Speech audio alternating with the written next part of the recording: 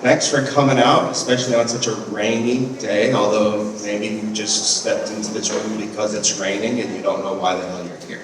It's also valid. I'm here to validate all of your feelings. My name is Manuel Gonzales. I'm the moderator for our panel today, Writing Our Histories. Thank you.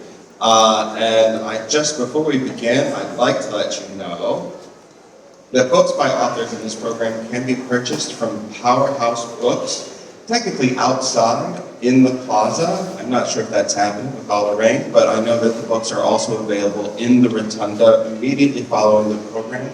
Our fabulous authors will be signing downstairs, and you can obtain copies of their books there as well. As if I need to remind you, authors, immediately following our program, you need to go sign books downstairs in the rotunda. At the conclusion of our program, because the Brooklyn Book Festival runs a tight ship, if everybody can please get out of your seats and vacate the premises so that the next group can shuffle in. And that would make everything easy. So, but I really am happy to be here. I'm happy for all of you to be here with me. I'm gonna, just because we're moving, I'm gonna have a lot of time for our discussion with these authors. I'm gonna ask them all to give just a quick 2-minute reading so everybody gets a taste of their voice, their language, what their stories are about. And I'm not gonna give full interviews, full bios. All of those are available on the website, and I hope you all don't mind. Also, I always get very embarrassed when people read my bio. Not that anybody ever does. I make my children read my bio to me every night before they go to bed. So I'm gonna introduce our authors and then ask them to each give a quick reading. So directly to my left, I've got Amitava Kumar, author of My Beloved Life. And next to Amitava is Temim Fruchter, author of the debut novel, City of Laughter. And then next to Temim is Karla Cornejo Villavicencio, who is the author of Catalina, the debut novel, and also National Book Award longlister. Very exciting to have all three of these authors here. So I'm going to start with you. Please go ahead and read for a couple minutes. Great to be here. My God, the rain and the sweat mingling on the weather. It doesn't drop on the page. When I was little, I heard that my father's sister in the village had been licked by a fox and that she died. I don't know whether that is scientific, but I was writing fiction, not non-fiction, so I just introduced it. So that's what I'm going to just read a little bit and more back. This was Jadu's first real memory, his sister's death, except that it rested on a shaky foundation. The cause of the death was never clear. It didn't make the tragedy meaningless as much as make it unmanageable.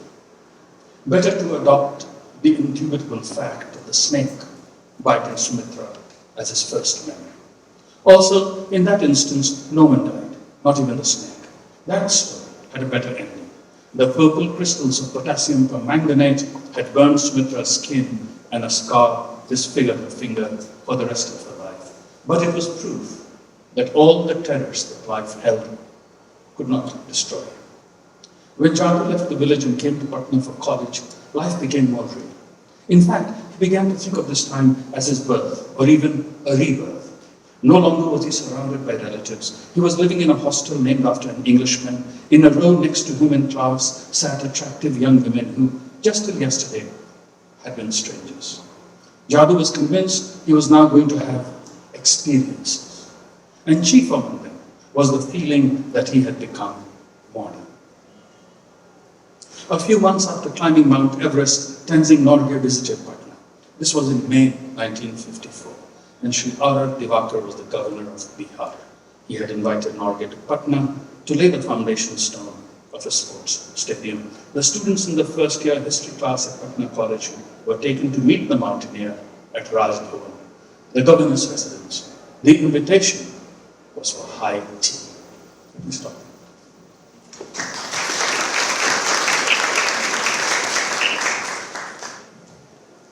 Hi, delighted to be be here. My book is called City of Laughter. It's deeply rooted in Jewish folklore and like superstition. So this is about one of the characters. Everyone has an origin story. Hannah Margolin was born Hannah Ilana Diamond on February 24, 1964. She was born to Syl and Robert Diamond in Silver Spring, Maryland, in the Yellow House on Gibson Street, under close watch of a midwife whose other salient skills included divination, agricultural medicine, amateur women's wrestling, and pastoral care. "Make sure she comes out face down so it won't recognize her," Syl said to the midwife, mid-grunt, and the midwife, praise God, knew exactly what she meant, so Syl knew they'd been well matched. Upon her triumphant emergence, Hannah was rinsed, patted, and immediately placed in a green woolen pod, a swaddle cut from a sweater that had once sat on the shelves of her grandparents' sweater shop. The midwife had said that a garment from an ancestor would be the best initial protection from the evil eye. Syl, undomestic as she was, repurposed the old sweater. Why not pair demon protection with warmth, she thought. The woolen pod enveloped Hannah, who was born especially small, and whose face was less a face, more an angry golden raisin. Inside her green sheath, she looked positively goblin-like.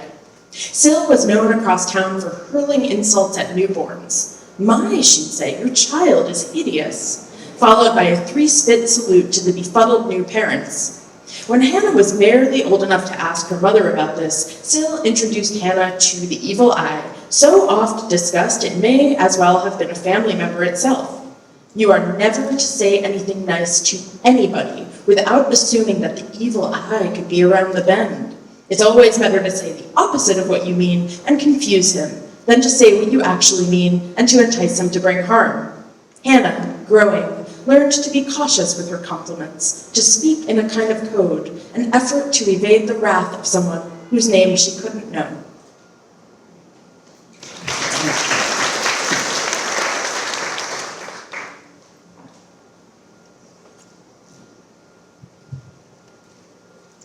Happy to be here as well. It rained a lot in August. I made a habit of arriving home entirely drenched because I could never remember to pack an umbrella. Also, I like the drama. This is a 20-year-old girl, just talking. Walking in the rain made me feel invisible, and for a long time I was. It could be horrifying the way white people walked into me if I didn't move out of the way first. But other times, being invisible was exhilarating. I could move through the city like no one could see me. I could be everywhere all the time, and no one had to know. The city kept my secrets. When I finally made it home and after I showered, I took my position on the floor at the foot of my grandma's love seat. I lay on my back and read while she watched me walking the plaque. I asked her if she'd ever read 100 Years of Solitude. I won a writing contest on Gabriel Garcia Marquez. I thought your grandmother was a backwoods brute. I won first place in the whole school before you were even a gleam in your mother's eye. What book was it, and did you actually read it? It was 100 Years of... No, it was Love in the Time of Cholera. You did not read that. I did so read it. What is it about? Do you want me to tell you how I read it? Read 1 page, skipped 10 pages. Read a page, skipped 10 pages, and so on. I felt like I understood the point. It's not that complicated, and besides, it was way too long. It was easy to love my grandmother when she was like this. Silly, irreverent, self-aware. Now run down to the bodega Megatito and pick up my lottery ticket. My little miracle. Every Friday, my grandmother asked me to stop by the bodega and pick up a lottery ticket, and every Friday she asked me to pick the numbers. I felt embarrassed by the sincerity of the request and quietly pointed at the most emotionally charged numbers I could think of. My birthday, her birthday, the birthdays of my dead parents. Despite our conversion, and this is a conversion from Catholicism to Jehovah's Witnessism, despite our conversion, my grandmother held on to old gods, old traditions, her own way of doing things. Take the lottery. The lottery was considered gambling, which was prohibited. But my grandfather thought I was lucky, and my grandmother was no fool. If her granddaughter was a rabbit's foot, she was going to put it to the test. She still believed in miracles, maybe because of me, but mostly because of Manuel Gonzales and the dolphins. Manuel was 5 when he was lost at sea, the only survivor on the balsa he was floating on from Cuba. His mother drowned. My grandmother was one of the many people who believed he survived because often surrounded him, wrapped and protected him.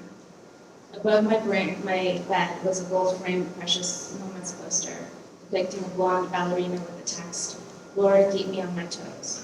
It took some effort to reach it. Hidden inside the frame was a stash of old lotto tickets folded in half, and two conspicuously maroon passports, mine and my grandmother's, a dream of escape for two undocumented cats. Thanks. That was really lovely. I appreciate it. Also, Karla, read one page and skip 10 is how I got my English degree. So now I'm a professor, so go figure. I want to start in the James Wood essay for the New Yorker on My Beloved Life. He writes that you, Amitava, your details have the vitality of invention and the resonance of the real, as if echoing with actual family history. And I think the as if is a hilarious modifier, by the way. And I love this sentiment, and I also felt that it applies to all three novels, honestly, the vitality of invention, the resonance of the real. And I want to ask all of you, how did you each find that balance between the invented, which gives fiction its vitality, and the real, which makes fiction resonant? Who's going to start? Go ahead. Happy to. So I talk about this book as the speculative queer history of an Eastern European Jewish family. And speculative because aside from the geographies, some very sort of basic details and timelines for my own family, it's fiction. But it's sort of, I think about it as a way to speculate and invent a history for my family rooted in, Eastern European Jewish folklore that is forgotten not only because of structural violence and other things, but also because my family, is forgetful, told incomplete stories. I didn't ask the now dead people the right questions. And so it was really kind of liberating to just take some geographies and some details and some sort of spiritual truths about what might have been my family's history and just to let myself invent from there in a way that felt like it paid homage, even if it was, felt a little risky too. This is kind of a classic first novel. It's a coming-of-age novel. It's, the skeleton is sort of autobiographical. There's a lot of overlap with my own life, which is sort of what I wanted to experiment with, since in general, the first person, I write in the first person, or I have so far. Everything is assumed to be autobiographical, kind of literally autobiographical anyway. So I kind of wanted to lean into that and create a confusion for the reader, where it ends up being both like mutually beneficial for both me and Catalina, the character, for the reader to confuse us. Because I end up creating this like myth of this girl, which is like a King Arthur sword and stone kind of myth for the girl. And so if people end up believing that it is less an act of creation than it actually was, it still ends up happening.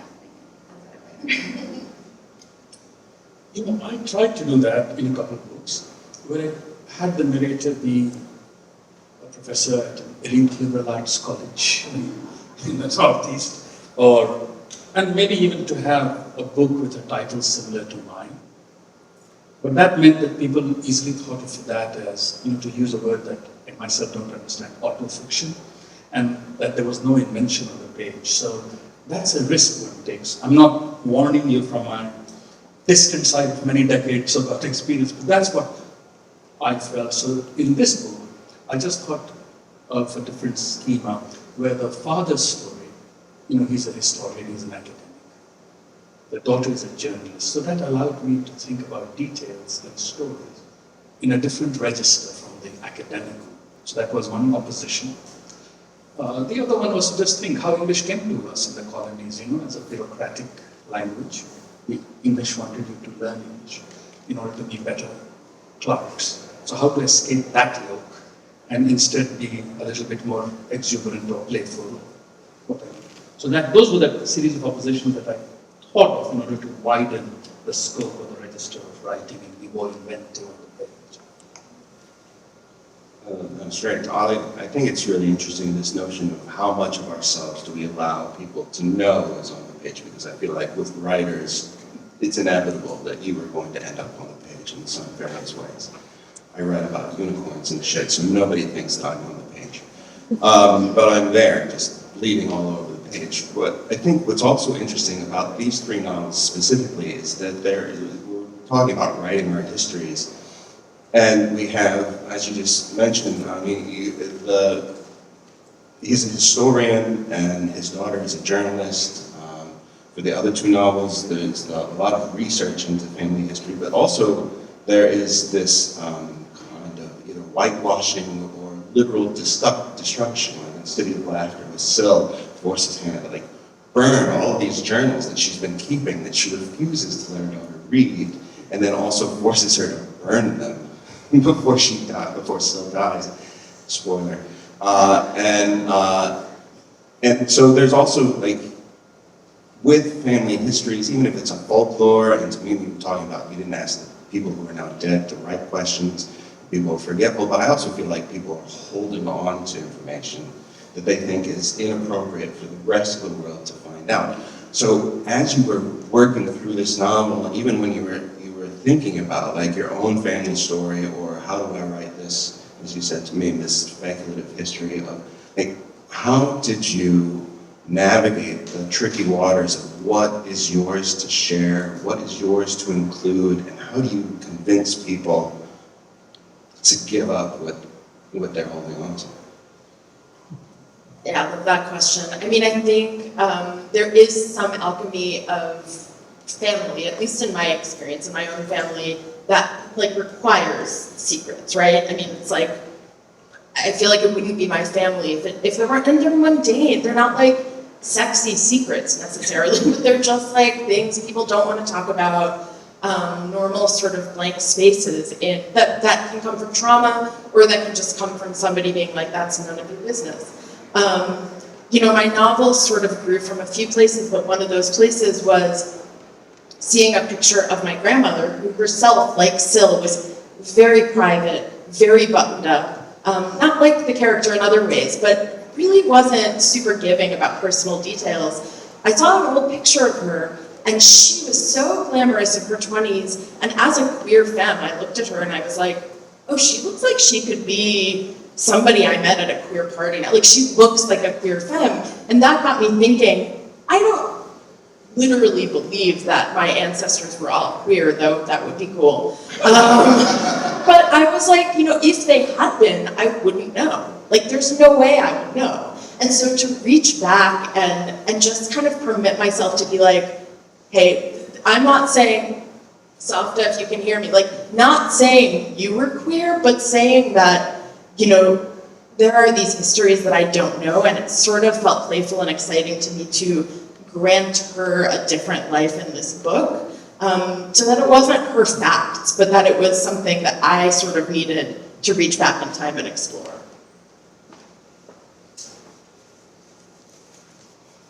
You know, I think about this question a lot, and I come up with different ways to handle it all the time.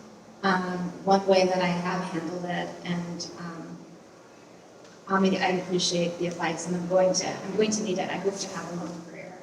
And you know, one of the things I do now is I spread a little misinformation about myself, because I don't really want. I don't want to mince words. I don't really want to be known by my readers. That's not necessarily what I'm trying to access. Like, I also don't want to, I think because of the topics that I write about, they tend to be very personal, about family, about trauma, about immigration. I also am not trying to create a trauma bond relationship with my readers.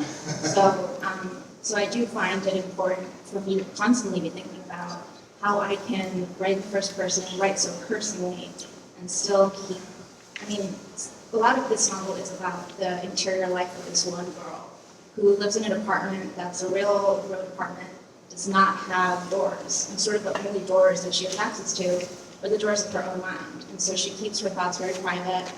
And I take a page from her book, and so I do like it. So you weren't raised by carnies, as I heard. I try to make it appear. I just want to very quickly say that it is, especially in the space of the classroom, I find my students are really burdened in a very nice way with the ethical impulse. Like, can I write about this? Or can I share this? And I find myself in the difficult position of trying to preach shamelessness. And my inspiration there is Kumar, who said to his students, you must be a monster in order to be able to write. If you have a story, you must tell it. If someone tells you a story, you must share it. And then he says, if you have doubts about this, I'm very willing to write you a letter of recommendation to join law school. And my friends have said, no, you're not that person, but I actually do want to occupy that persona, especially when giving advice. In my own case, I have practiced it. But I've also been I've been granted a gift often by people whose stories I share that has been amazing. I'll give you just one example. My mother had not met my father till the day they married. So I was lying in bed in the summer, and she was sitting next to me, she was doing something, and I said to her, what was your first night like? And she gave me some very general response. Nothing really. No details that you could use in a story. I was reading a book. The book was on my chest. The next day, I left my town, came back to America where I live, and in the book was a letter that my father had written to my mother in the first days of their marriage, which I thought was remarkable. I mean, I stopped reading after the third paragraph, but then I put it in a book where the narrator discovers behind his parents' portrait, wedding portrait, a letter. And that's how I used it. So what I'm saying is, it's complicated, of course, and some people stop talking to you, but I simply want to talk about that you have to be honest on the page, just put it out there. No, I think that was the best advice to give anyone. And then, remind them that there might be consequences, but those people who leave you don't need this anymore. And also, therapy is available too. I find it interesting the way that we're all talking about using personal history and even speculating on it or creating false leads. And one of the things that I always struggle with is not even just what is mine to use, but how, after hearing the same story over and over again from family, or even when I learned new stories, I learned some stuff from my mom after my father died that I'd never heard before. But even still, it's like, well, how do I weave that into the stories that are interesting to me? Like they either occupy such a large, bold space in my mind because there's something almost mythic about the thing that I was told about my great-grandmother, right? Or and so they outshine anything that I could have come up with, or they feel just so small and personal and granular that I don't know how to make them fit into this larger narrative. And maybe I'm the only one who struggled with that, but in case not, how have you dealt with that kind of dichotomy between those 2 points? So how do you weave your own personal history into this narrative? Well, in Catalina, the character, her parents are dead. She doesn't have any kind of connection with Ecuador, which is the country where she was born. So a lot of how she familiarizes herself with this country and her family is through the stories she hears from her grandparents. But she has a clear understanding that the stories are inconsistent and they lend themselves to a lot of exaggeration and withholding. I would say like withholding is an interesting theme for me. I think about it a lot. It's a theme in the novel because the withholding of knowledge or the withholding of truth is something that Catalina plays around with in the novel. And I think she's interested in relating to stories in a bit of a different way than necessarily what I think feels to her like an oppressive expectation that she be very curious about her ancestors, or that she idolize or love her ancestors. So I think that she's a rebellious 20-year-old, and also she's grown up again with people constantly having access to her, like access to her body, access to her mind, access to her emotions. And so I think she closes off some of the curiosity that I think if she grows up, she's going to feel again. And I think she's going to make a scrapbook about her family or something. But right now, at the stage she's in, she's closed off, I think, to feeling some of that curiosity, because I think she's suspicious of those words. You know, we are very close to the site of 9/11 attacks. You remember in the days when the New York Times had that bright idea of starting to post small portraits and a very brief description of everyone's life, one after the other. They would offer those little details were so much more poignant than just the cumulative sense of accumulated tragedy, that those many deaths. So in that same sense, I mean, all of you, many of us, certain generation know about, let's say, the assassination of JFK. In India, for example, everyone grows up with the story of Mahatma Gandhi being killed. But I always thought that larger story could be set next to this other story. Among the Hindus, there's the belief that if someone dies, you don't cook. So the fires were put off that day. And so for the bread or the rotis that were to be made, his cook left the flour that had been rolled on the plate. Gandhi had a pet goat because he believed, for some reason, that if you drink goat's milk, you do not feel sexual urges. That's another small detail that you can put next to the big story of Gandhi. I hope it worked for him. Not least because he used to sleep naked next to his nieces. But his pet goat wandered in the kitchen and ate that flour. All that dough, all that wet dough that had been rolled up and not cooked. It ate it. Its stomach bloated and it died that night. And I always thought that small death of that goat next to Gandhi's goat made a good juxtaposition in order to think about the more petty tragedies that keep our lives going and add texture. So that's how I think of it. Just making that dialectic come into play in any story about it.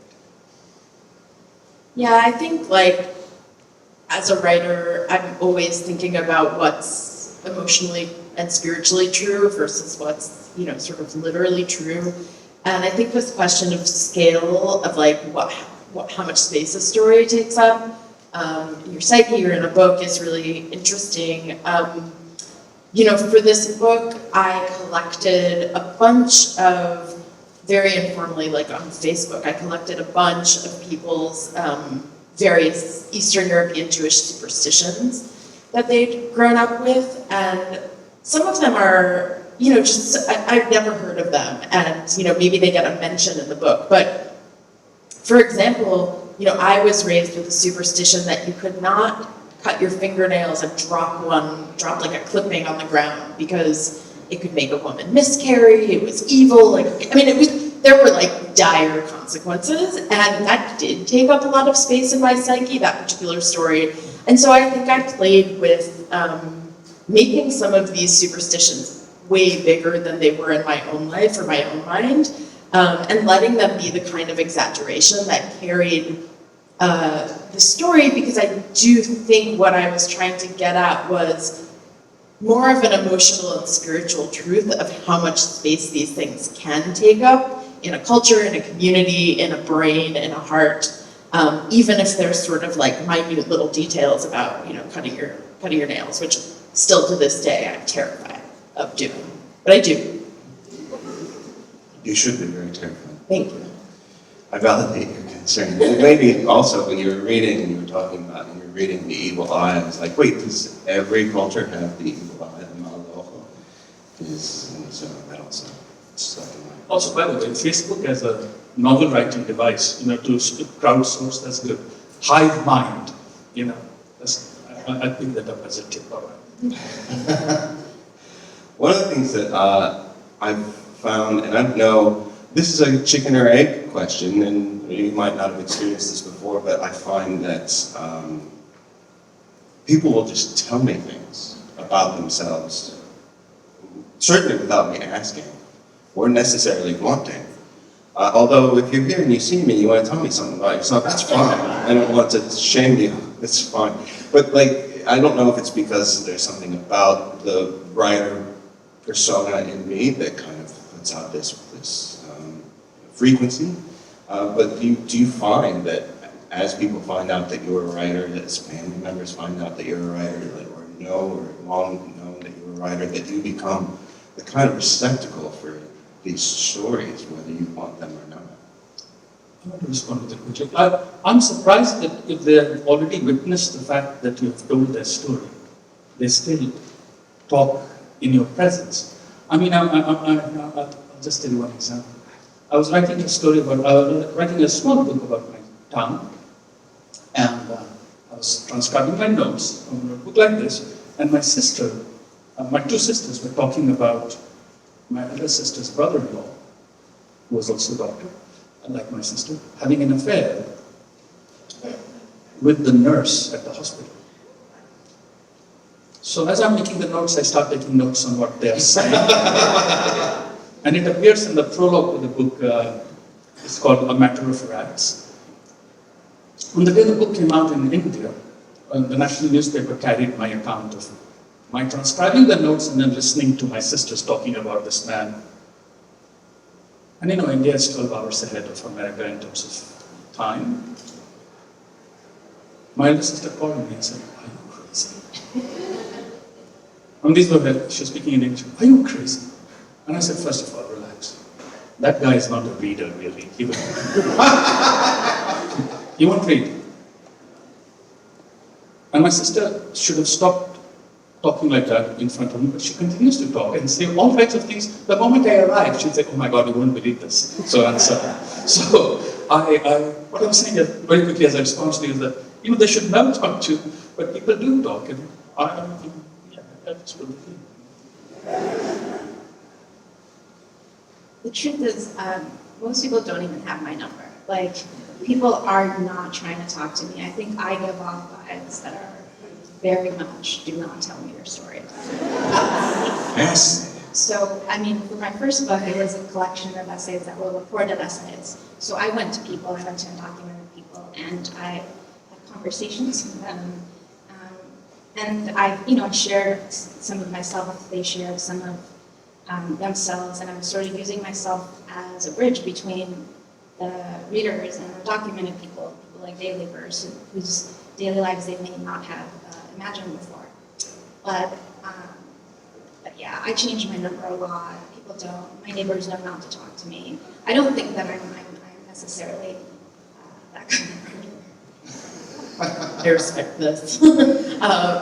I don't know, maybe I was already the kind of person who people did this to, I don't know, but it's my debut novel. I think I've gotten a lot of unsolicited emails about people's relationships with God. My book grapples with religion and spirituality. One of my favorites was from an older Jewish man who proceeded to tell me all about how much he didn't believe in the occult or mysticism or any of that stuff. And there were 7 line breaks, and he said, "And yet," and then told me how much he had liked my book despite this. I think I'm still bright-eyed and bushy-tailed enough that the extent to which people have opened up to me about Jewish ancestry and queer stuff, and particularly diasporic or anti-Zionist Jews connecting to the book and wanting to talk to me, it's been nice. But maybe if I do have a long career, I will become too much of a receptacle. I can report back. Well, to respond also just to what you were saying, I feel like a lot of people, if they see themselves, you outed yourself in your own prologue, which it's a rookie mistake, my friend. But in fiction, people see themselves in your fiction. They're often seeing the wrong person that you based on them. And they're just like, oh, I saw that I'm this person. And you're like, oh, it's really nice that you think that. But so I think you should all three steal everybody's stories as much as you want. And interesting about all the changing of phone numbers. Well, okay, so I grew up undocumented. Everyone around me was undocumented mostly. I did, jump from that to like Harvard and Yale and spaces where discretion was also important. I have this like appreciation for like the rules of clandestine economies. Anyone out here who has an uncle who doesn't, has work but doesn't have a business card. So I think that stems a little bit from my upbringing. Yeah, no, I think that's very good. My father worked for the IRS, and one day on the Dallas Morning News, there was a photo of his brother who had been arrested for running guns. He stole guns from his post in the Army and was selling them in Fort Worth. And he went into the office that day and like, is this your brother? It's like, I don't know who that person is. So you come from a family of fiction writers. I come from a family, yeah. Well, I mean, fiction is just a lie that is true. So, yeah, I think that's it. So I'm going to ask one more question of my own and then open it up to see if we can get a couple of questions before we finish. And I know that even as I ask this question, it's a ridiculous question, so I apologize. Because I feel like it's interesting because all three of you are working within this thread, right, of capturing not just personal history, but a generational history, and then also a regional or cultural history. But you're doing so in such disparate ways, right, with different narrative voices and different styles and different pacing. And so I wanted to ask you why this particular story through this particular lens now? When you came to this story, why was it that you were drawn to this particular way of telling?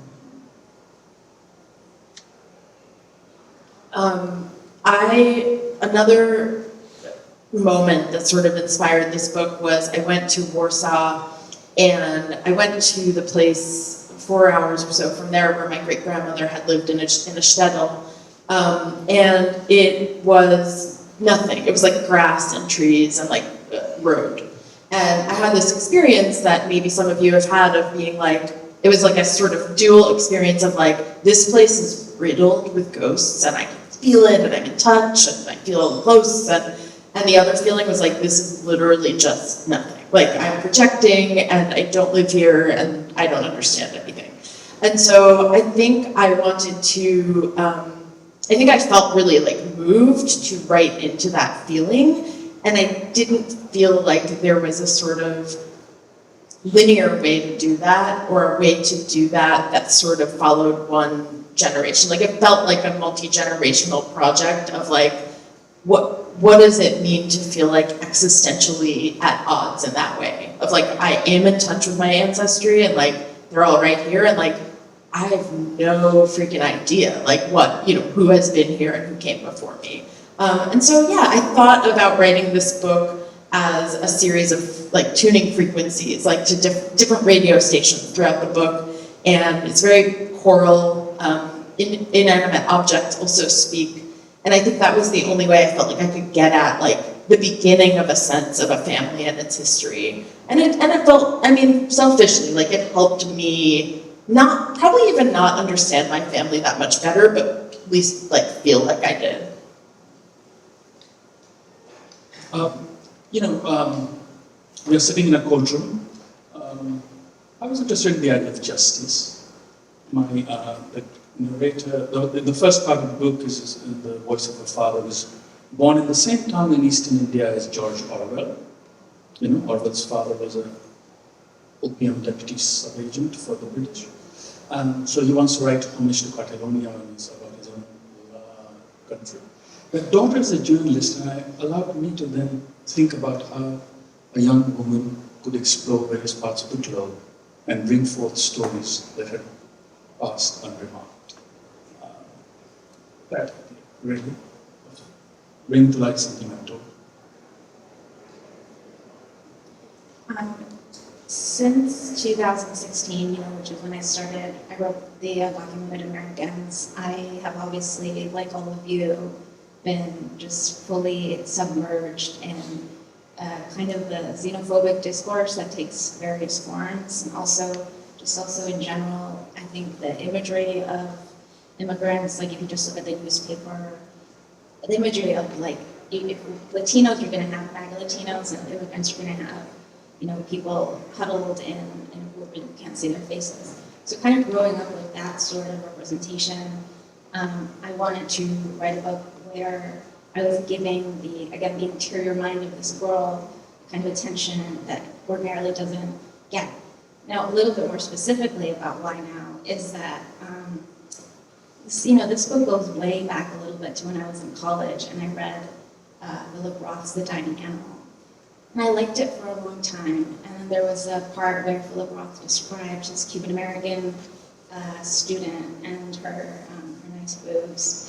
And he describes how he just sort of sat through her interest, Kafka and Velasquez, because he wanted to sleep with her.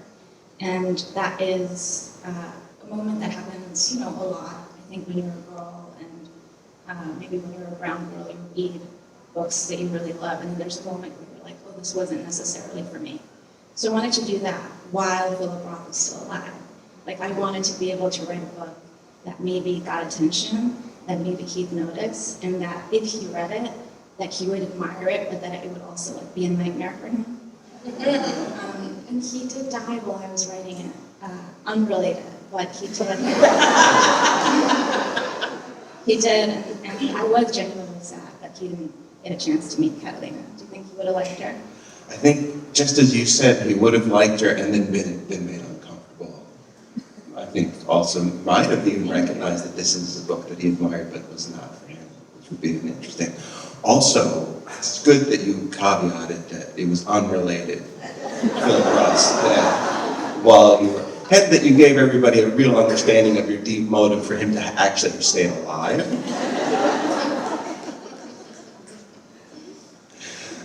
So then I'm going to open it up for questions. We have maybe 6 minutes before we need to wrap things up. But does anybody from the audience, there is a microphone, I don't know if it's live, but if you want to go take a crack at it.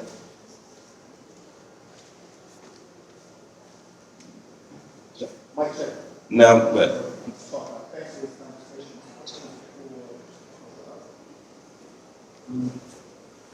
Can you say more about withholding of denying access? Can you present it as a character being power? She can access power by withholding access. I'm going to repeat that real quick. Can you explore more, explain more how withholding can create power for the character when they're withholding information?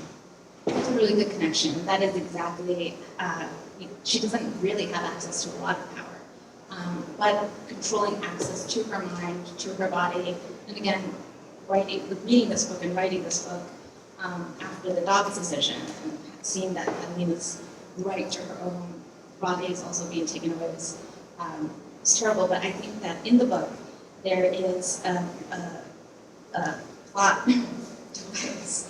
There's a kipu. There's this Andean instrument of recording that's based in moths. So it just kind of looks like a huge moth. And the Inca civilization did not have a writing system, but they did have the system of recording. And basically, since the Inca civilization has been, extinguished, the remains have been studied by anthropologists, etc., and they still haven't been able to decode what those quipus contain. And while I was at Harvard, there were a lot of people who worked on the quipu. I've seen them, they cannot really be touched because they're so fragile, but quipus are red through your fingers. Like, they use different kinds of fibers for the knots, like alpaca, llama, wool. And in the novel, I make Catalina root against the code breakers. Because she's like, there are consequences to empire. You don't do this and then also get the knowledge, and also get the secrets, and get to you don't get to know. So it was something that I was playing with. Well, there's also a beautifully awkward scene where a white boy is trying to explain to her what it is. And there are a couple of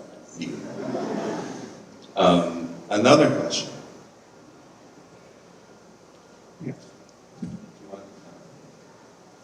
You don't have to go to the mic. I don't think the mic is live. The three of you have caused me a terrific problem because I came here I'm telling myself I'm not going to buy any books. And here you all wrote so beautifully that it's going to be a real temptation. I guess for Temim, we are going to read your book. It's a part of a temple book, so you're up. But I grew up in a very, very Jewish neighborhood in Los Angeles, and I just wondered, most of the people were conservative Jews, they were not Orthodox, and I wondered where this origin of the evil eye came from. I never heard it from this neighborhood, and I just wondered if it had something to do with the background of Europe, where they all came from, and whether you got something in terms of the origin of this, because I never heard of it in my own background. Thank you for the question. I please don't quote me as any expert on the evil eye. I think, like so much Yiddish folklore and superstition, Yiddish and those kinds of stories and sort of old wives' tales are really feminized. They're like the stories people told in kitchens and in bedrooms. And I think the evil eye, I grew up Orthodox, and so there was a combination of the sort of cultural Yiddish folklore that was like, you would say something nice and then you'd say, go away, evil eye, like sort of to qualify it.